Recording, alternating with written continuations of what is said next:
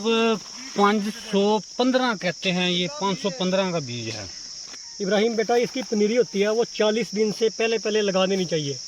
अगर आप 40 दिन से पहले पहले लगाएंगे तो इसके झाड़ में फ़र्क आएगा। इसमें इतनी ज़्यादा मेहनत लगती है तो ये अंकल इतनी गर्मी में इस पेड़ को लगा रहे हैं। तो ये अंकल भी ना दूसरे तोड़े में बीज डाल रहे हैं, वो भी ये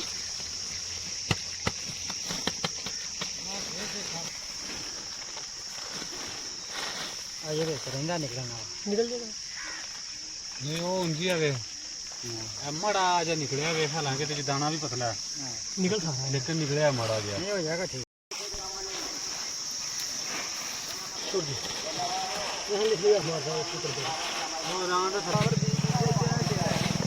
है 515 ये सारा, लेकिन कुछ करता है कुछ मुलता है।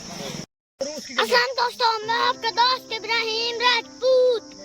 चावलों की फसल कैसे उगाई जाती है आज मैं आपको उसका सारा तरीका बताने लगा हूँ। अभी ये अंकल ना चावलों का बीज जमीन में डालने लगे हैं, तो मैं आपको दिखाता हूँ ये कैसे डालेंगे। चले बाबा,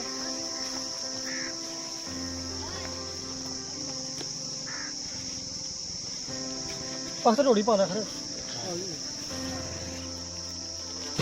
ये चावलों का बीज है, इसे हम जमीन में डालेंगे। अभी वो देखिए वो अंकल बीज डाल रहे हैं। सारी 515 है, लेकिन मुख्तलिफ किस्मों का है ना।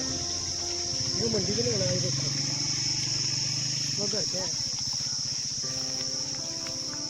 कोली फाड़ी यार।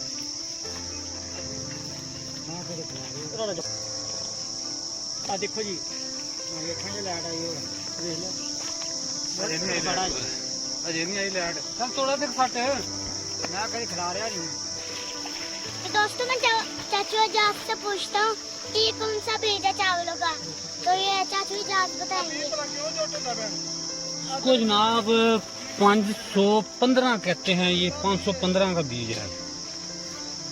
ठीक, कुछ हमारे पास जो है वो चिनाब सुपर का भी बीज है। क्या? चिनाब सुपर। ये कितने दिनों में तैयार हो जाता है? ये जनाब बीज ये तैयार होता है 25 और 30 दिन के बीच में।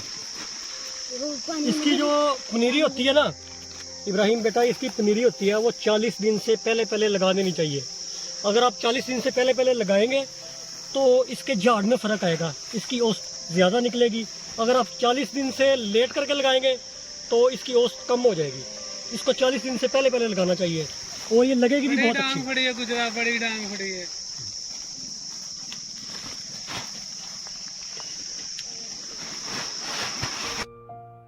तो दोस्तों जैसे कि अंकल ने बताया है 25-30 दिनों में पनीरी तैयार हो जाती है। फिर इसे उखाड़ के ना दूसरी जमीन में लगा दिया जाता है और फिर ये 3 से 4 माह बाद पक के तैयार हो जाती है। इसमें इतनी ज्यादा मेहनत लगती है कि ये अंकल इतनी गर्मी में इस बीज को लगा रहे हैं। तो ये अंकल भी ना दूसरे तोड़े में बीज डाल रहे हैं, वो भी जमीन में डालेंगे।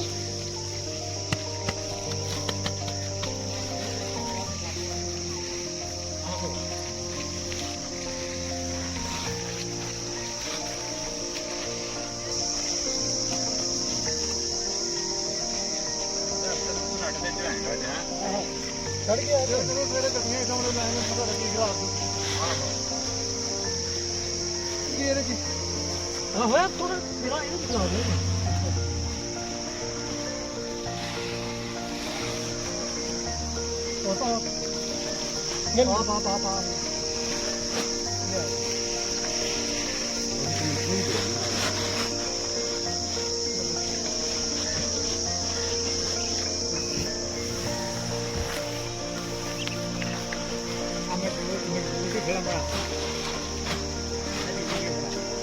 मेरा कपड़े मेरा ला के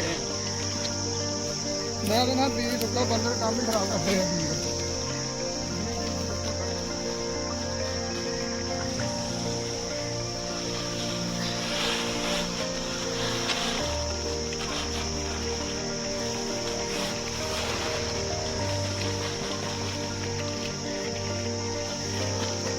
लगाएंगे कि नहीं?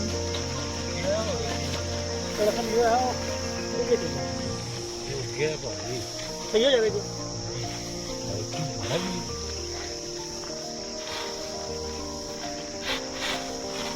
सारा फुटिया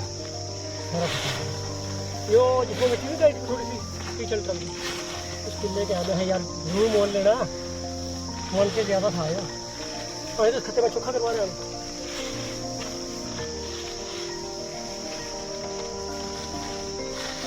ये गंदा निकल निकल गया ये वो उनकी है मड़ा जा निकलिया वे हालांकि तेरे दाना भी पतला है निकल सकता लेकिन निकलिया मड़ा जा है, हो जाएगा ठीक।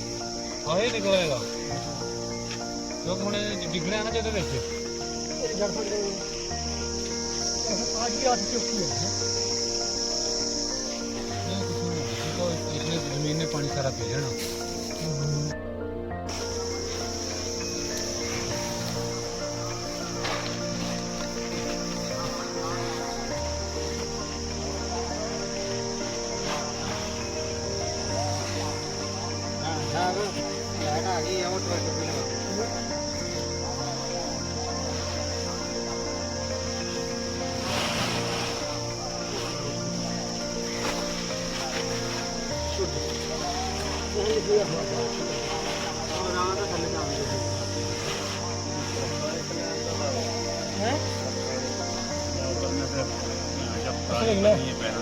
पता की है बस समझ ला के फड़ लो के बदल लेंदा उन्होंने देखा ना किस तरह आ गया उन्होंने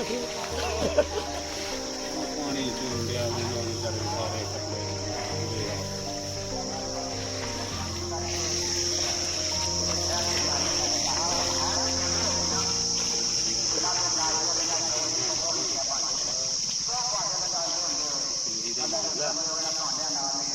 बस बस बस हो रही ਇਹਦੇ ਚ ਨਾ ਦੇ ਇਹਦੇ ਚ ਬੜਾ ਬੀਜ ਦਿੱਤਾ ਇਹਦੇ ਆ ਛੱਡ ਦੇ ਇਹਦੇ ਚ ਖਾਲੀ ਕਰ ਦੇ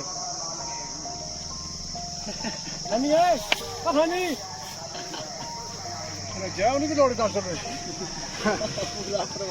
ਹਾਂ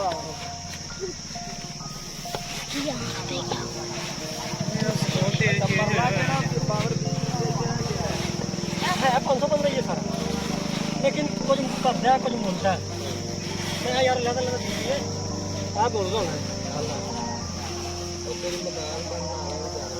तो दोस्तों अब हम आ गए अपने दूसरे होटल में, तो हमें क्योंकि भूख बहुत ज़्यादा लग रही थी तो आज के लिए यहीं पे ख़त्म करते हैं क्योंकि मैं थक चुका हूँ।